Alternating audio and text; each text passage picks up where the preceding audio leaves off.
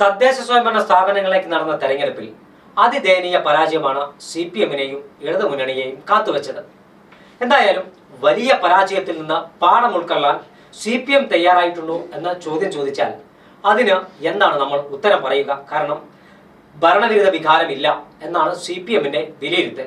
പക്ഷേ CPI അത്തരത്തിലുള്ള മണ്ടൻ വിലയിരുത്തലേക്ക് പോയിട്ടില്ല എന്നതാണ് യാഥാർത്ഥ്യം. തദ്ദേശ തെരഞ്ഞെടുപ്പ് ഫലം പാഠം പഠിച്ച് LDF തിരുത്തണമെന്നാണ് CPI സംസ്ഥാന സെക്രട്ടറി ബിനോയ് വിശ്വം വ്യക്തമാക്കുന്നത്. വിമർശനങ്ങൾ LDF-നെ ദുർബലമാക്കില്ല, വിമർശനങ്ങൾ ഉൾക്കൊള്ളണം. ഇതാണ് CPI-യുടെ ഒരു നിലപാട്. അതായത് ബിനോയ് വിശ്വം കാര്യങ്ങൾ കൃത്യമായി പറഞ്ഞിട്ടുണ്ട്. ഏറെ നാളായി ബിനോയ് വിശ്വത്തിന്റെ സംസാരം നമ്മൾ കേൾക്കാറില്ലായിരുന്നു. ഒരു കാലത്തോ CPI ഇടതുമുന്നണിയിലെ തിരുത്തൽ ശക്തിയായിരുന്നു എന്ന കാര്യത്തിൽ തർക്കമില്ല. CK ചന്ദ്രപ്പനെ പോലെയും വെളിയം ഭാർഗവനെ പോലെയുള്ള പാർട്ടി സെക്രട്ടറിമാർ CPI-യെ നയിച്ചപ്പോൾ CPI ഇടതുമുന്നണിയിലെ തിരുത്തൽ ശക്തിയായിരുന്നു. അതായത് CPI ഏതെങ്കിലും വിഷയത്തിൽ പിന്നോക്കം പോകണമെന്ന് CPM-നോട് ആവശ്യപ്പെട്ടാൽ CPM ഒരു ചർച്ച കൂടാതെ പിന്നോക്കം പോകുമായിരുന്നു.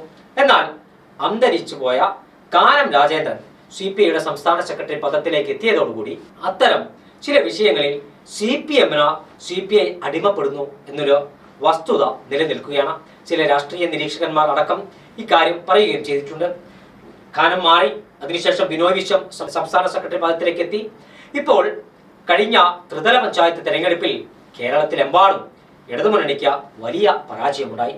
ഇടതുമുന്നണിക്ക് പരാജയമുണ്ടായപ്പോൾ ആ പരാജയത്തിന്റെ കയ്പുനീർ സ്വാഭാവികമായും CPI-യും കുടിക്കേണ്ടി വന്നു. ഈ ഒരു പശ്ചാത്തലത്തിൽ CPI ഈ തെരഞ്ഞെടുപ്പിനകത്ത് തങ്ങൾക്കുണ്ടായ പരാജയത്തിൽ നിന്ന് പാഠം പഠിച്ച് മുന്നോട്ട് പോകണമെന്ന CPM-നെ ഉപദേശിക്കുകയാണ്. CPI-യും CPM-ഉം പല വിഷയങ്ങളിലും കൊമ്പുകോർത്ത് നമ്മൾ കണ്ടതാണ്. ഏറ്റവും ഒടുവിൽ PM ശ്രീയുമായി ബന്ധപ്പെട്ട വലിയ വിവാദമാണ് ഉണ്ടായത്.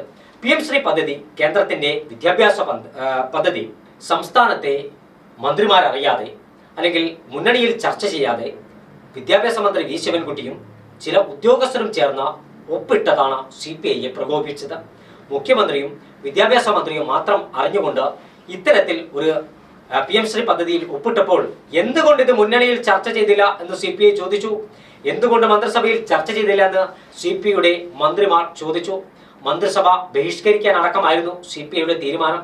എന്നാൽ പെട്ടെന്ന് തന്നെ മുഖ്യമന്ത്രി CPI നേതൃത്വവുമായി ചർച്ച ചെയ്ത മുന്നണിയിൽ ഒരു തമ്മിൽ തന്നെ ഉണ്ടാക്കരുത് എന്ന് പറഞ്ഞതിന്റെ ഭാഗമായിട്ടാണ് അതിൽ നിന്നും CPI പിന്നോട്ട് പോയത്.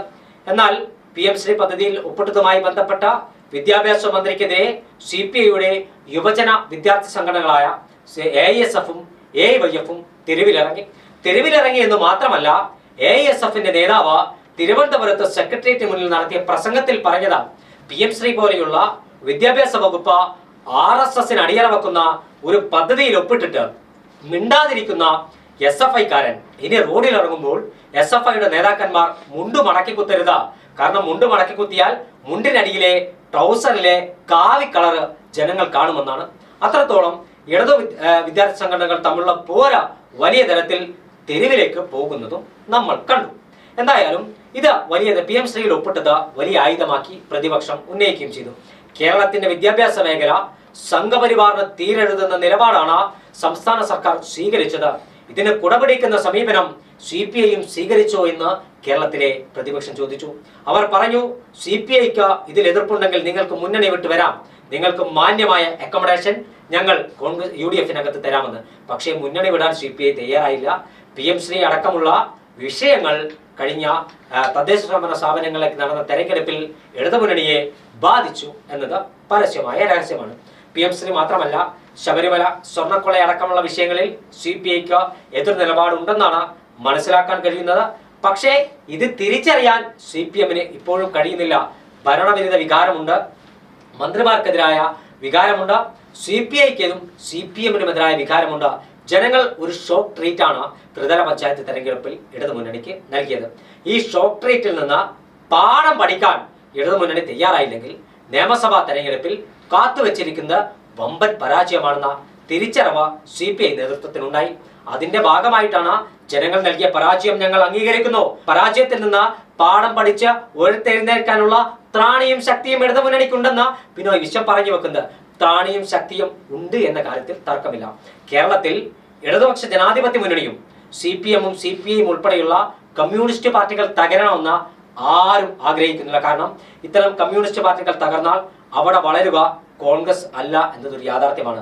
അവിടെ വളരുക BJP പോലെയുള്ള മതവർഗീയ ശക്തികളാണ്. അതുകൊണ്ട് തന്നെ ഇടതുമുന്നണി തകരരുത്, CPM തകരരുത്. വിമർശനങ്ങളിൽ നിന്ന് പാഠം പഠിക്കാനും വിമർശനങ്ങളെ ഉൾക്കൊള്ളാനും CPM തയ്യാറാകണം. CPI അത് തയ്യാറായിട്ടുണ്ട്. CPI അത് തയ്യാറായത് കൊണ്ടാണ് ഈ വിഷയത്തിനകത്ത് ബിനോയ് വിശ്വം ഇത്തരത്തിൽ ഒരു നിലപാട് സ്വീകരിച്ചത്. പാർട്ടിയെ പരാജയപ്പെടുത്തിയ ജനങ്ങളാണ്. ആ ജനങ്ങളുടെ പരാജയപ്പെടുത്തുന്ന പാഠം ഉൾക്കൊള്ളുമെന്ന് ബിനോയ് വിശ്വം പറഞ്ഞു വെക്കുന്നത്.